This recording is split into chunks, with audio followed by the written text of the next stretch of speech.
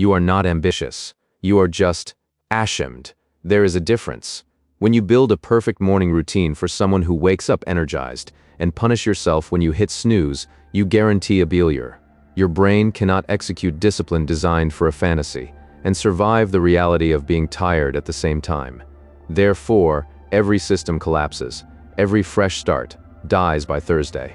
You call it lacking willpower. But willpower is not what you are missing. What you are missing is honesty.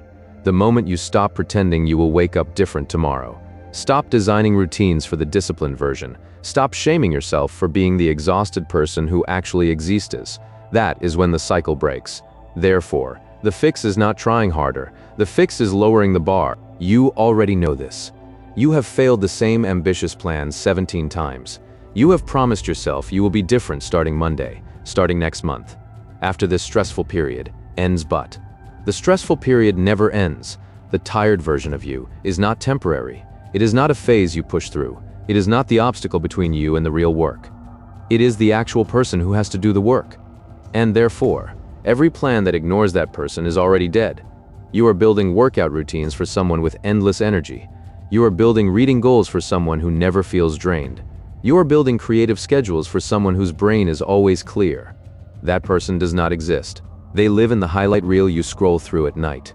They live in the productivity video you saved but never watched. They live in the version of yourself you thought you would become by now. But you are not them. You are the person who worked all day, whose brain feels heavy, who only has 20 minutes before collapsing into bed. And therefore, your systems must fit that person, not the fantasy.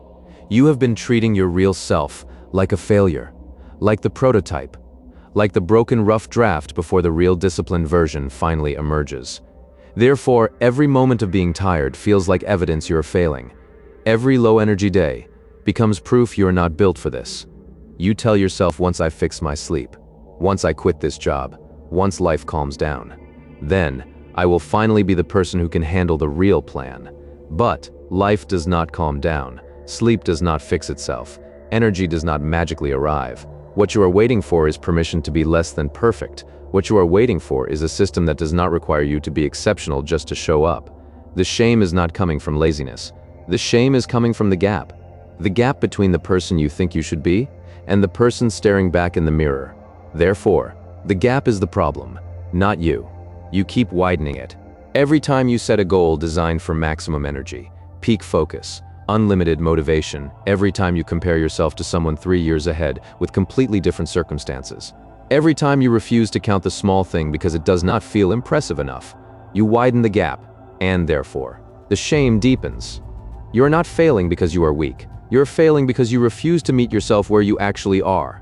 This is the law of sustainable friction. Discipline only sticks when the friction required to maintain it is lower than the friction caused by abandoning it. If your system demands more energy than you reliably have, it creates resistance. If showing up requires you to be rested, inspired, emotionally regulated, fully present, then showing up becomes the exception, not the default.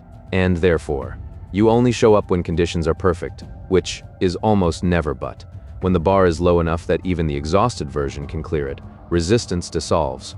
When you do not need to be motivated, when you do not need to feel inspired, when you do not need to perform at your peak, that is when it becomes automatic.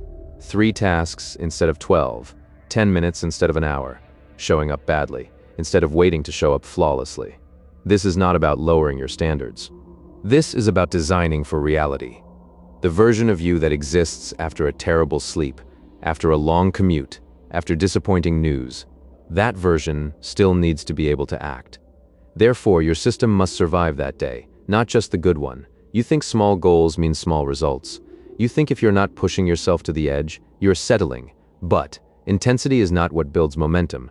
Consistency is what builds momentum, and therefore, boring and small defeats, perfect and abandoned. Every single time. The guilt you feel when you lower the bar is not evidence you are giving up. It is evidence you have been measuring worth by suffering. You were taught discipline has to hurt, that if it feels easy, it does not count. That real growth only happens when you white-knuckle your way through discomfort. But sustainable growth does not come from forcing yourself past your limits every single day. Sustainable growth comes from showing up so consistently that the action becomes part of your identity.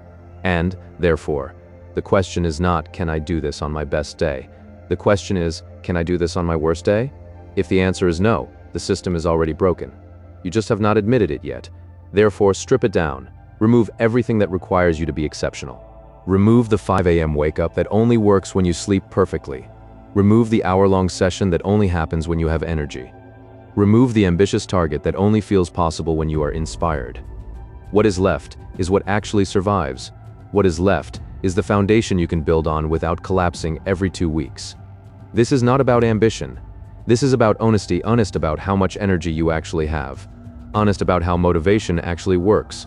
Honest about the fact that most days, you will not feel like doing it. And, therefore, your system must work even when you do not feel like it. Especially when you do not feel like it. The shift happens the moment you stop waiting to become someone else.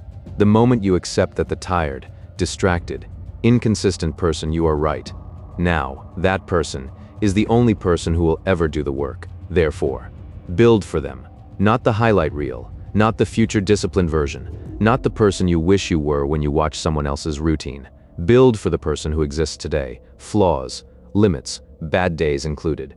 You already know what you need to do. You just keep designing it for someone who does not exist. Always. Therefore, the question is not what should I be doing? The question is, what can I actually sustain?